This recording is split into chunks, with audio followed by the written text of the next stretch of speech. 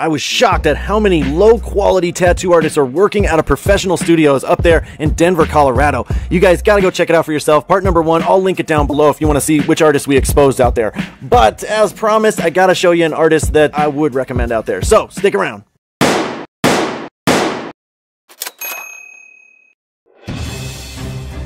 Hello, hello, welcome to the show. This is Hack Hunter, where we review some of the best and worst tattoo artists in your cities. This episode, we're heading out to Denver, Colorado, where I found the artwork of Axel Rojas. If you want to check him out, Axel Rojas Art there on Instagram. Definitely check him out for yourself.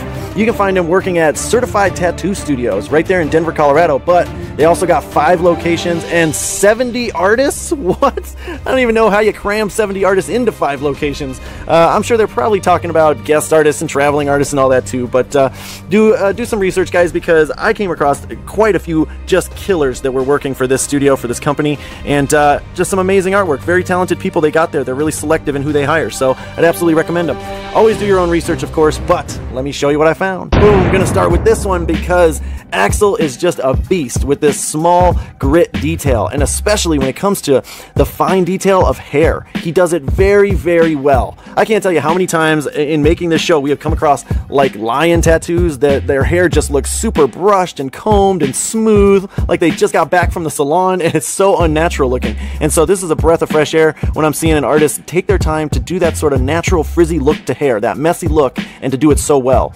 And he also brought that same level of detail to the eyes here. This is just amazing. All those little wrinkles and textures in the eyebrows as well. Very, very impressive stuff. And like I said, I think this kind of style is his MO. I came across quite a few kind of cool pieces that mirrored this style. Here's another one, realistic wolf, and again, great job on the hair. Look at that detail. He has taken the time to create these smooth, fine hairlines that flow in the natural direction that they're supposed to. This is just really impressive to me. And of course, you know, the client had to color the eyes because that's the thing now. You can't have an animal portrait without coloring the goddamn eyes.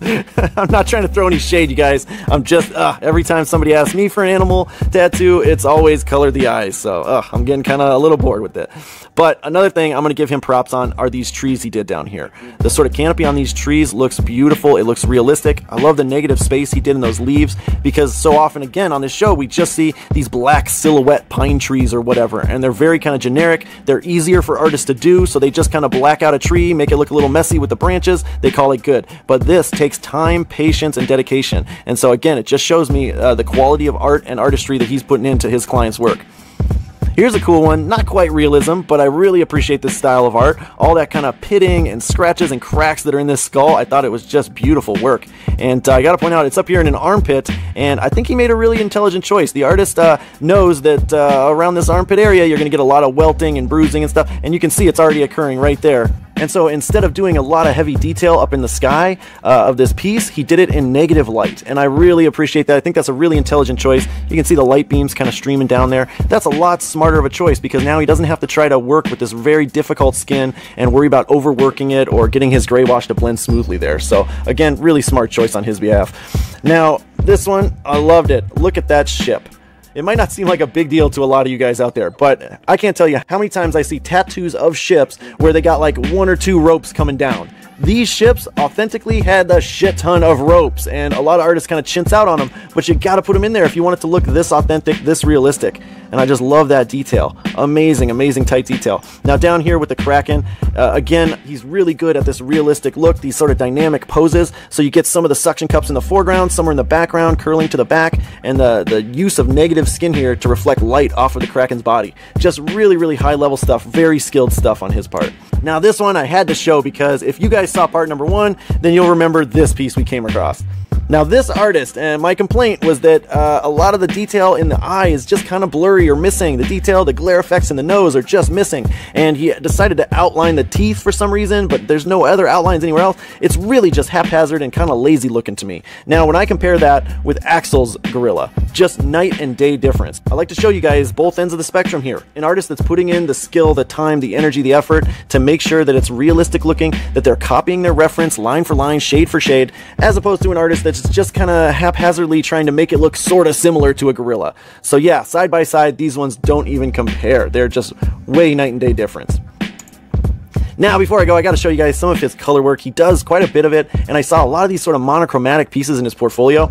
Again, this one's got that amazing hair texture that he's so good at doing. But I always want to point this out because a lot of clients like to mix black and gray wash with color. And you have to understand, gray wash, when it heals, it's going to heal softer and lighter because it's a diluted ink. We're watering down our black to create that gray wash effect. Now, color is saturated ink. It's quite literally the opposite. And so one is going to heal a little duller and the other one's going to stand out. And so that's really difficult for us artists to create a cohesive piece where you're blending those two things that are so opposite. And what he did here with this monochromatic choices, where he did only tones of blue throughout and highlighted certain areas that he wanted to highlight, this again, a really intelligent choice. This is a great way to blend color with black and gray without having it look so strange or having the color kind of overpower it.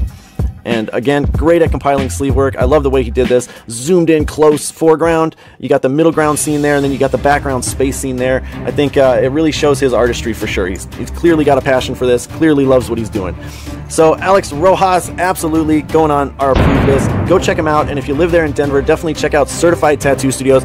This is not a paid ad, guys. I really am just trying to bring you the best of the best, most accessible artists that I can tell are doing skilled, talented work, and they got their fundamentals mastered, and they're the kind of artists that I love to promote for you guys. So that's it for this one. I'll see you in the next city. All right, bye-bye.